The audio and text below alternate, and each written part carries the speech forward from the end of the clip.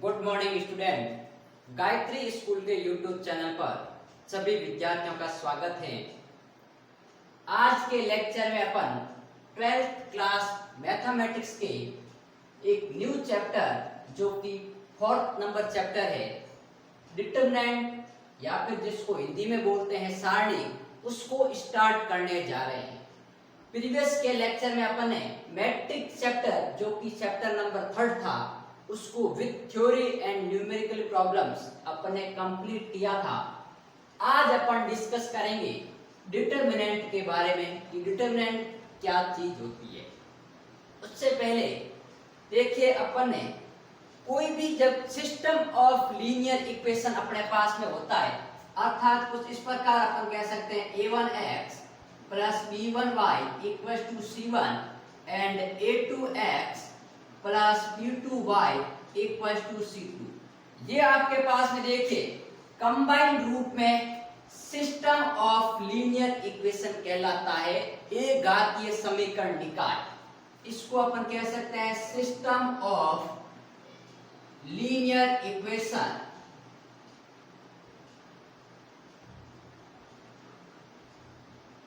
अब देखिए, ये जो सिस्टम ऑफ लीनियर इक्वेशन है इसको अपन मैट्रिक फॉर्म में इस प्रकार लिख सकते हैं। देखिए a1 b1 a2 b2 2x2 की मैट्रिक है और इसके साथ में मैं मल्टीप्लाई करवा दूं x और y, और इसकी जो वैल्यू आएगी वो आपके पास में c1 और c2 के बराबर आएगी।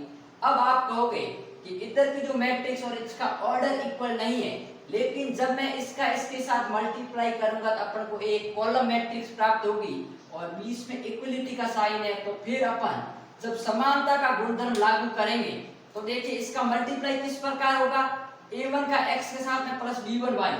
तो देखिए a1x प्लस b1y और दूसरी पंक्तियां करेंगे तो a2x plus b2y equal to क्या आ गया, c1 और c2। अब देखिए ये भी आपके पास में कितने बाई कितने की है, एक ही दो पंक्ति, अर्थात आपके पास में 2/1 की, और ये भी कितने की है 2/1 की, और दोनों इक्वल है। अर्थात अपन क्या कह सकते हैं कि a1x plus b1y equal to c1 and a2x plus b2y equal to c2। ये आपके पास में एक सिस्टम ऑफ लीनियर इक्वेशन आ गया जिसको अपन मैट्रिक फॉर्म में इस प्रकार लिखते थे। अब देखिए इस सिस्टम ऑफ लीनियर इक्वेशन के सॉल्यूशन निकालने जाएं तो वो सॉल्यूशन आपके पास में देखिए यूनिक सॉल्यूशन हो सकता है,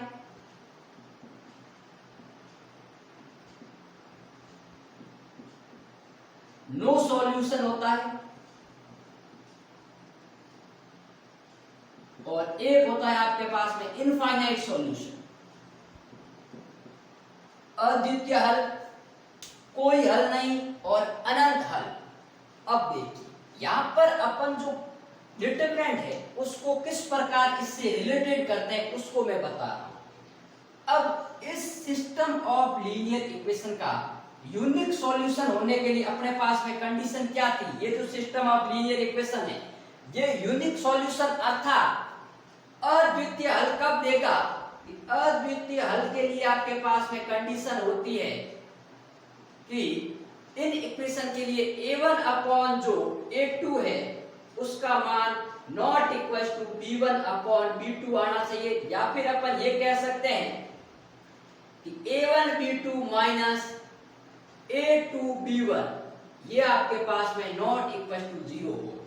तो ये यदि क्वांटिटी आपके पास में 0 के बराबर नहीं होती है, या फिर अपन ये कहते हैं तो ये कहलाता है आपके पास में इस सिस्टम ऑफ लीनियर इक्वेशन का अद्वितीय हल या यूनिक सॉल्यूशन।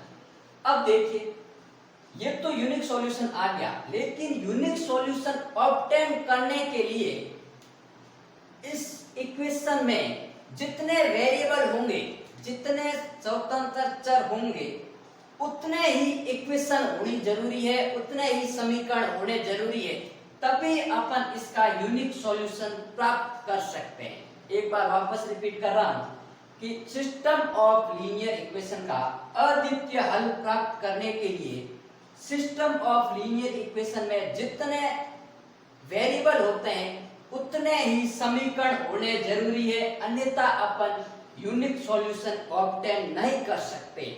तो देखिए ये इस प्रकार का एक्सप्रेशन है, उसको अपन एक डिटरमिनेंट फॉर्म में लिख सकते हैं। किस प्रकार? तो देखिए इसको अपन लिख सकते हैं a1 b1 a2 और b2। ये जो है एक्सप्रेशन इसको बोलते हैं अपन डिटरमिनेंट।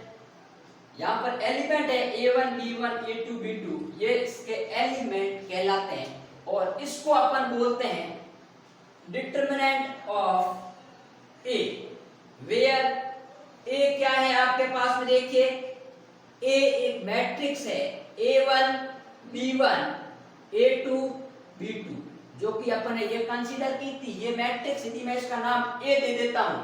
तो डिटरमिनेंट ऑफ a ये आपके पास में होगा, या फिर इसको अपन ये भी नाम देते हैं डिटरमिनेंट ऑफ a। ये इसका सिंबल है, इसको अपन लैंग्वेज में भी लिख सकते हैं डिटरमिनेंट ऑफ a, या फिर इस सिंबल के द्वारा रिप्रेजेंट करते हैं। तो जो इसकी वैल्यू आती है वो यही वैल्यू आएगी जो कि मैं आगे आपको निकालना बताऊंगा।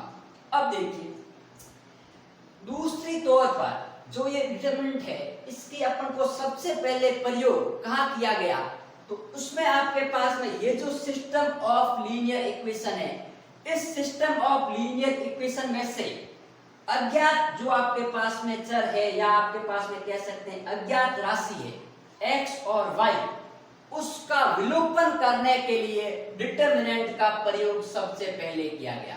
तो अपन वापस एक बार रिपीट करता हूं कि डिटरमिनेंट का प्रयोग सबसे पहले सिस्टम ऑफ लीनियर इक्वेशन या एक घातीय समीकरण निकाय है उसमें से अज्ञात राशियों का विलोपन करने के लिए किया गया।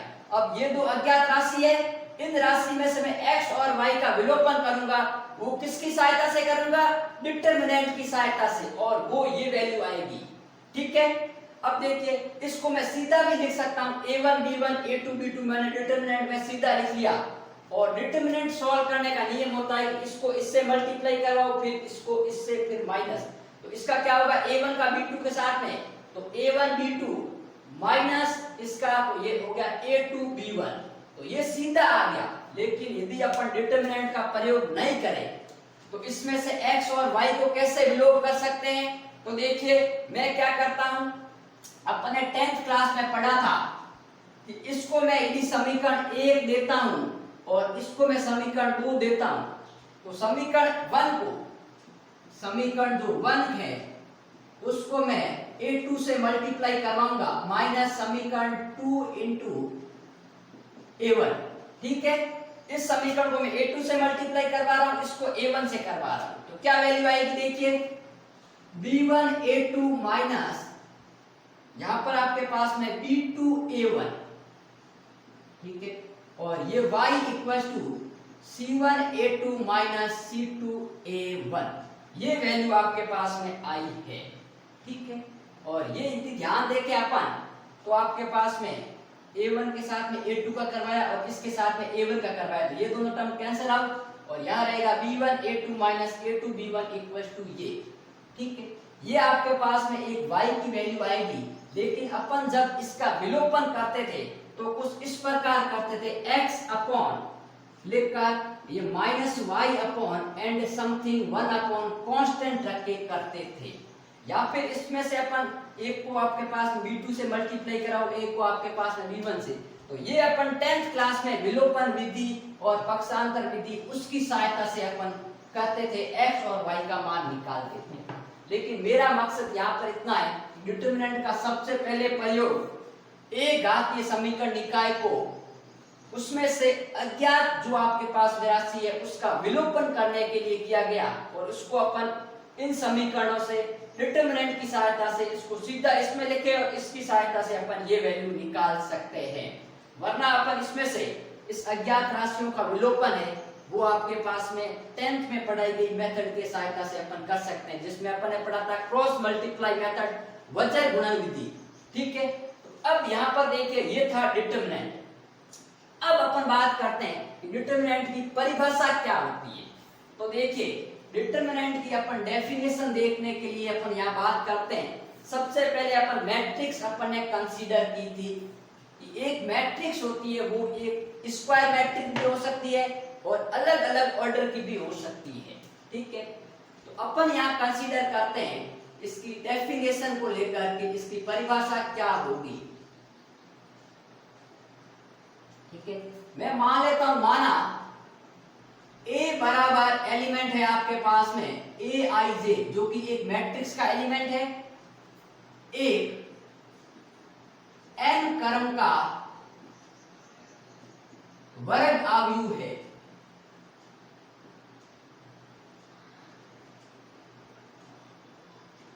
तो एक अद्वितीय नंबर, एक यूनिक नंबर, एक अद्वितीय संख्या कह सकते हैं या नंबर कह सकते हैं, डिटरमिनेंट ऑफ Aij, जो कि इस मैट्रिक्स का एलिमेंट है, उसका मैं डिटरमिनेंट लेता हूं। एक अद्वितीय संख्या डिटरमिनेंट ऑफ Aij आव्यूह एक का सारणी कहलाता है।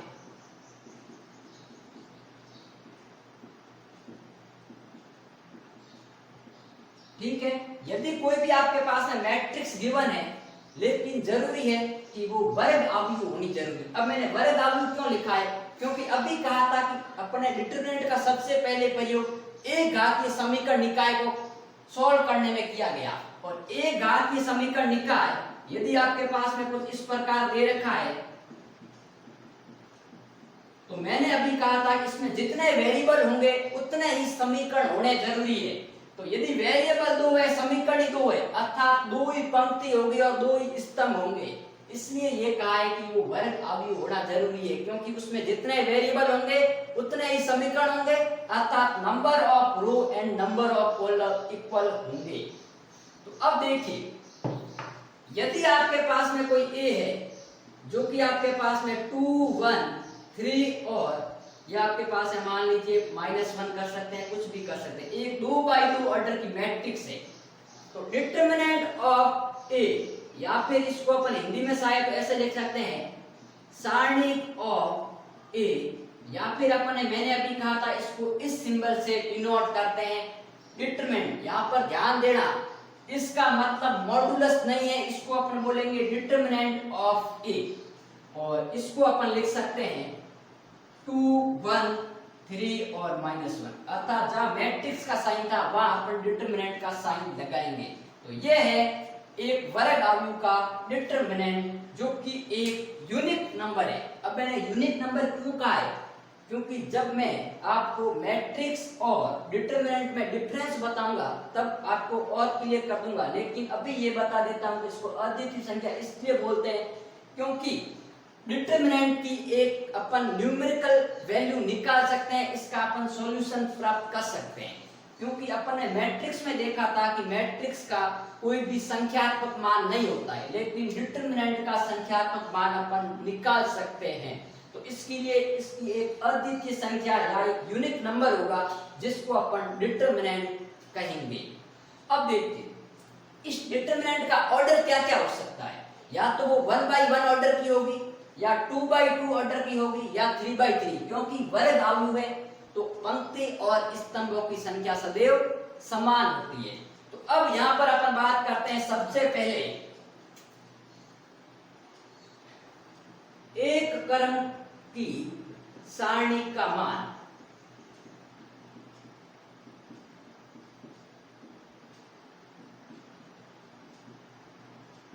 अब 1 ऑर्डर की जो आपके पास है मैट्रिक्स है, मान लीजिए एक कोई मैट्रिक्स है ए, जिसमें एक एलिमेंट है आपके पास में ए, क्या है 1/1 ऑर्डर की, क्योंकि 1 ऑर्डर का मतलब क्या है, एक ही पंक्ति और एक ही स्तंभ, एक ही पंक्ति और एक ही स्तंभ है, इसमें अवयव कितने होंगे, एक ही होंगे।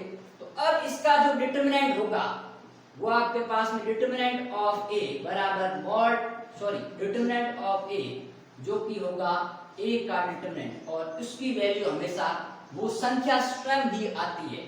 जो मैट्रिक्स के अंतर्गत यदि 1 ऑर्डर है तो जो संख्या लिखी होती है उसका डिटरमिनेंट वही संख्या आएगी, हमेशा ध्यान रखना।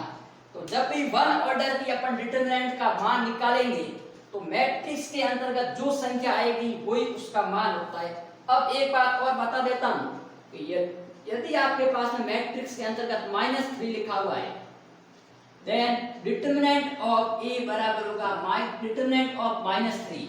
अब आप इसको मॉडुलस समझकर +3 मत कर देना, इसकी वैल्यू आएगी -3, क्योंकि यहाँ ये मॉडुलस नहीं है, डिटरमिनेंट है, और डिटरमिनेंट का मान वन ऑर्डर के लिए वो नंबर स्वयं होता है, वो संख्या खुद होती है। तो संख्या क्या है? -3, अर्थात इसका मान -3 आएगा। तो ये था वन ऑर्डर की डिटरमिनेंट की वैल्यू कैसे निकालते हैं। अब अपन बात करेंगे सेकंड ऑर्डर की। तो सेकंड ऑर्डर की डिटरमिनेंट की वैल्यू अपन किस प्रकार फाइंड करते हैं उसको लेके बात करेंगे। तो देखिए,